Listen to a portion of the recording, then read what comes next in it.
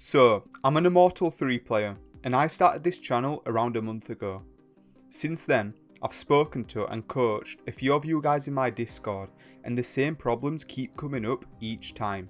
So I'm making this video as a guide to cover the common problems I see that are keeping lower elo players stuck in their rank. So without further ado, these are the 3 rules for escaping low elo. Rule number 1.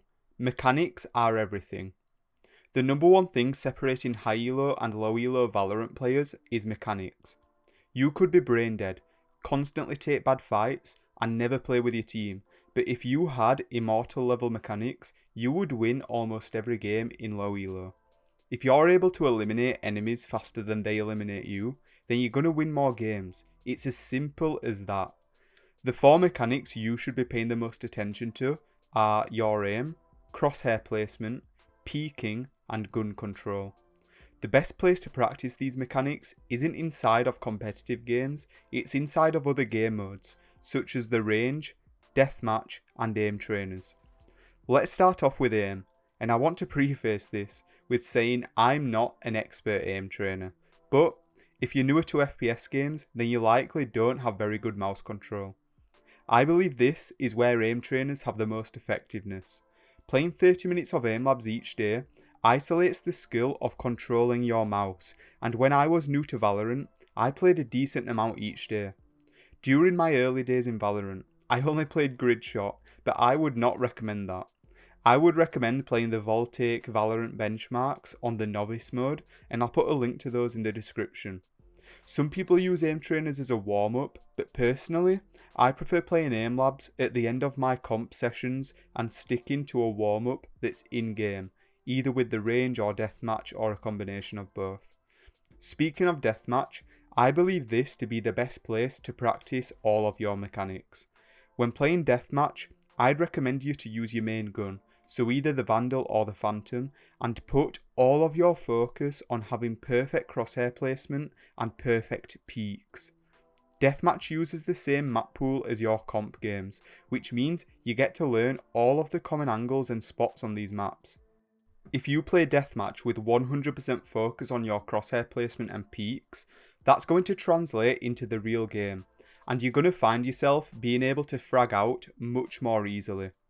As a byproduct, you're also going to improve your aim, since you're constantly getting into gunfights and having to practice your mouse control. And you're also going to gain a better understanding of how to control your gun, and start to understand when it's best to burst, spray, or tap. Do not neglect deathmatch.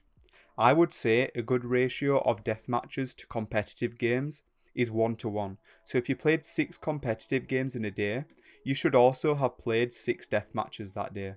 This is what I did when I was first climbing through the ranks, and it served me well. Rule 2. You have to put the work in. A lot of people have a goal of being higher elo, but they don't put the work in to get it, and I'm not only talking about the hours played. When I say to put the work in, I mean the amount of hours spent on Valorant multiplied by the intensity of your focus. It's super easy to queue up 8 games a day, shut your brain off and go into autopilot mode, but this will keep you stuck forever. You have to put the hours in, but they have to be focused hours. You want to squeeze as much value as possible from the time that you spend on Valorant, and you do this by trying your absolute hardest to win every game, analysing why things went wrong, and figuring out what you could have done better. This means that you have to be brutally honest with yourself. It feels good to blame other people for losing games, but it's not good for your improvement. You're just being a slave to your emotions. People will come to me and tell me they really want to improve, yet they blame being unlucky or blame their team for everything. In a losing game, you died multiple times, you likely made many huge mistakes, and you probably played versus enemies who are better than you. You get given tens, maybe even hundreds of data points pointing out the flaws in your gameplay, and you spend your limited energy to blame other people, instead of using that energy to analyse the faults in your gameplay and improve. It does not make sense. Rule 3. Stop focusing on things that don't matter. Too many low elo players decide to major in the minor things. They see pros switching sense and switching mouse every game and think if they do the same thing, then they're going to start hitting shots like pros. They see 10s use stretched res and think if their resolution is a little bit more stretched, maybe then they'll be able to top frag. But that's not how it works. The most efficient way to improve isn't sexy, it isn't flashy, it's doing the same things over and over again for a long time. This means choosing one gun, either the Vandal or Phantom, and sticking with it. This means picking one or two agents that are similar to each other and sticking with those. This means choosing good settings and sticking with them every game. By keeping these variables constant, it means you can focus on the high impact skills, such as your mechanics and decision making.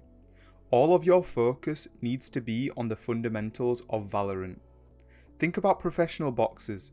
They have been training since they were children and they do the exact same things every week. They throw the same 6 punches every day. They do their push-ups, they do their skipping and they do their running. The ones who do that every day for a long period of time become very skilled at boxing, and it's no different in Valorant. Leave the flashy stuff to the pros who are bored and not taking ranked seriously, and to the people trying to make flick montages for TikTok.